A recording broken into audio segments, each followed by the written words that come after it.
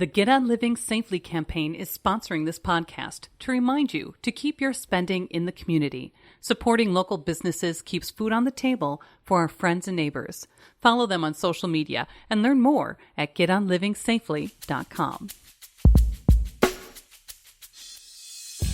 Marcia Newquist is a local jewelry maker creating unique works in metal. And she's been busy. Since turning 60, she has rebranded her business, created a website with 3 new collections, and donated 5% of every sale to a local organization that helps survivors of domestic violence. You can find more conversations on our website, lacrosselocal.com. I'm Amy. And I'm Brent. And this is Lacrosse Local.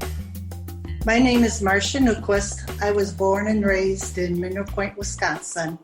And then I moved to La Crosse to go to school, and I never left. My husband and I raised our children here, and we'll probably be here forever. We just really like it. It's a beautiful area.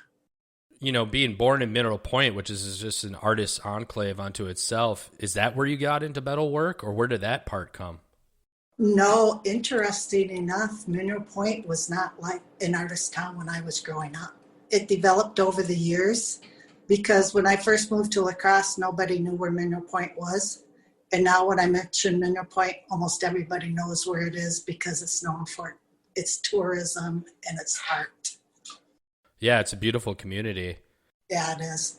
I've always been kind of crafty and like working with my hands. And I got into making jewelry just as a hobby. Well, then it turned into a passion, and I just really enjoyed doing it, so I started selling it little by little, and then I started doing art fairs. And when I wanted to get into bigger art fairs, I needed to enhance my jewelry because just basic jewelry will not get you into an art fair such as Driftless in Soldiers Grove. So then I started working in the metals. And when you're working in the metals, there's just so many possibilities. I mean, just with cutting and texturing and sanding and forming and riveting. And now I'm starting to do some soldering. So that's what I'll start working on next in the metals. So how do you go about creating new work? Is there certain designs that you're always going back to, or is it a new process that you sketch out, or do you just kind of just go at it and see what happens? I'm inspired by my surroundings and the materials that I work with. If I'm going to make something in metal, I may think about it for days or weeks before I actually work on it. And then sometimes I'll just start cutting and playing and see what comes out at the end of it. And if I'm working with stones and want to create something with stones, what I'll do is I'll pull out all the colors in that color palette that I'm working in. And then I'll just start working on it and putting the pieces together until I have it exactly the way that I like it. And I also work in clay. I create pendants and focal pieces. And I do that, well, I did that at the pump house. So I'll pull out one of my pendants that I made, and then I'll go from there to make that piece of jewelry. I make a lot of one-of-a-kind pieces, and they truly are one-of-a-kind. If I say it's a one-of-a-kind necklace or bracelet, I will never replicate that design. Probably 4 or 5 years ago, I was thinking what kind of pendant that I could make that was really unique and would be one of my signature pieces. And I just started playing and soldering. And so now what I do is, and that's actually the necklace that I have on today. I take a piece of metal and then I solder it for the design. And I have that collection on my website, and I called that my Silver Lining Collection, because when I look at each of the pieces, really they do remind me of cloud formations, and every cloud does have a silver lining. Recently, you rebranded your business, you created a website with 3 new collections, and you've taken up the effort to donate 5% of every sale to a local organization that helps survivors of domestic violence. What was the impetus for this kind of accelerate investment in your metalwork? I really started thinking about it in December of 2017. And probably the reason was because I was turning 60 in March. and that was just a big number for me. And I thought, if you're going to do this, now's the time to do it, because I didn't want to be that 80-year-old woman who wondered what I could have done with my business if I would have tried. So I joined an online program, and I have coaching in that program. And there's a Facebook group where we can ask questions. And that really helped me and gave me direction as far as growing my business. That's cool. Good for you. I've been talking to a number of artists, painters, potters, musicians. The process through COVID has been different for all of them. A lot of them can't do shows, or they can't, probably be at these festivals. But they've also found creativity during this time. Has the process of creativity changed for you on what you're creating or how you're working? I'm sure it's affected your day-to-day life, but... The process of creating hasn't, but everything else in my business has been affected by COVID because all the art fairs have been canceled. And prior to 2018, that's where I got most of my income, was from my art fairs, and then I did consignment with shops. I no longer do consignment with shops, so my goal was to grow my website and do my art fairs. Well, with all the art fairs canceled this year, I had to think outside the box how else I was going to get the word out to people, because a lot of my customers would purchase in person rather than on the website. So that's a big transition for them to start purchasing on my website rather than in person. So what I did is I decided to start doing virtual jewelry shows, and I do those on Facebook. The first one I just did a normal Facebook Live. Then the one that I did in June, I used software called StreamYard. And it works a lot nicer than Facebook because it allows you to split your screen, so I can be on half of the screen, and then on the other half of the screen, I can have the piece of jewelry that I'm talking about on a white background, and it's a close-up picture. So it gives the people that are watching more but feel like they're there in person because they can see it up close. But yet then I also show them the piece of jewelry, and then they can ask questions, and if they want, I put the piece of jewelry on for them so that they can see how it hangs.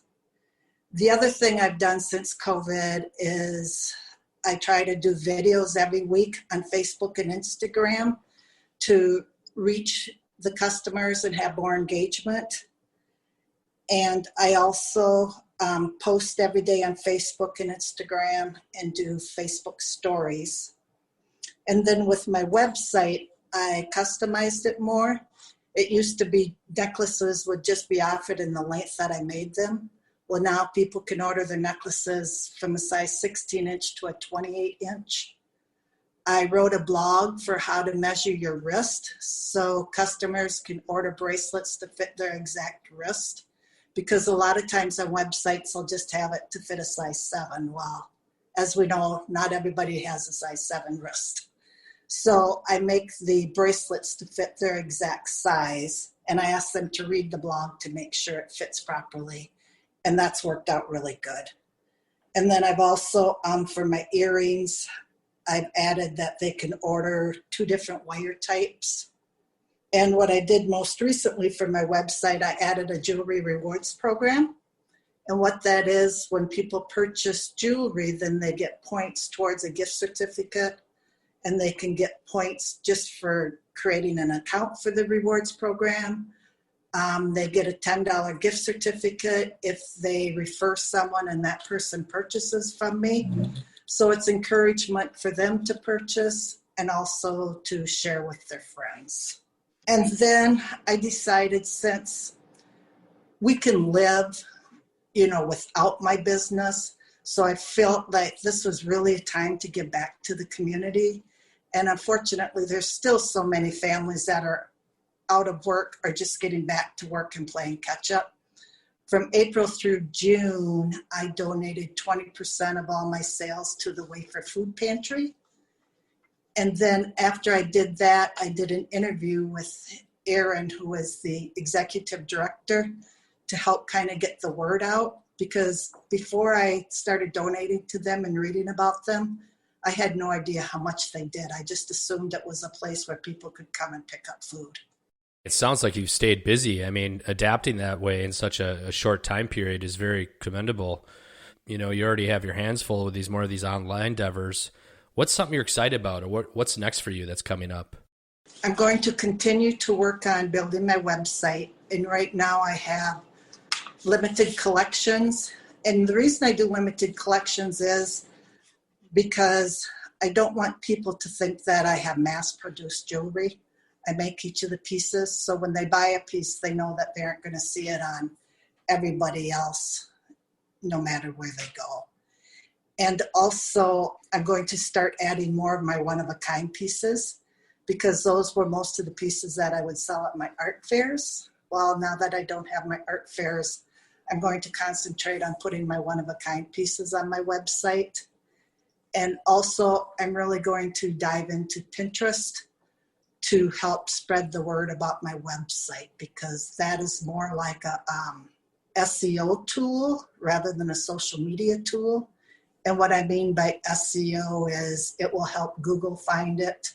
And when people are searching, then hopefully they'll start to come up in their searches. Putting yourself out there is definitely drive people to your site. Speaking of, if people want to follow along, where do they head to find out more about you, or sign up for one of these online classes, or just maybe read that blog post about perfect sizing? I have a website. It's called creativejewelrybymarcia.com. And on my website, you can find my blogs under my About section. And then also I have a Facebook page, Creative Jewelry by Marcia. And since COVID, I created a Facebook group to have more interaction with people. And that Facebook group is Creative Jewelry by Marcia Exclusive Jewelry Club. And then I'm also on Instagram, Creative Jewelry by Marcia. Lacrosse Local Podcast is a production of River Travel Media. Do you have an interview idea you would like to share with us? Message us on Facebook at Lacrosse Locals. Subscribe to the Lacrosse Local Podcast on your favorite podcast app. If you like us, rate us 5 stars. We thank you for it.